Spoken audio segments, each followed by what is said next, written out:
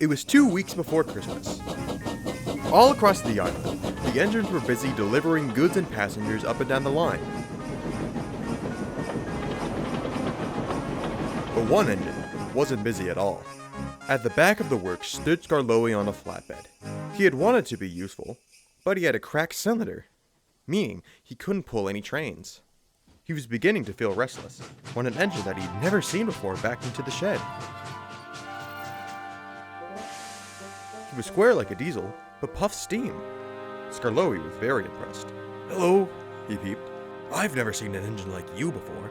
Are you new here?" The engine jumped. He'd never seen an engine that small before. "Yes, I only arrived at the end of the summer season. My name's Neville." "Well, it's nice to meet you, Neville. My name is Skarloey." "I must say, you're a very unique-looking engine." Neville blushed. Yes. I'm an experimental design that they made during the war. They didn't put a lot of effort into my appearance, you see." Skarloey understood, of course. "I remember when I was first built. Engines looked very different than how they do now. I didn't even have a cab." Neville was surprised. "How did your crew keep dry from the rain?" "They didn't," Skarloey laughed. The two engines began to talk about all of the different engines they'd seen over the years. And then, a thought crossed Neville's mind. "When you were first built, did anyone think that you looked ugly? I mean, no offense, of course." Skarloey smiled warmly. "Oh, well, I thought I was rather handsome without a cab. When the cab finally came, I thought I looked like a snail with a shell on my back.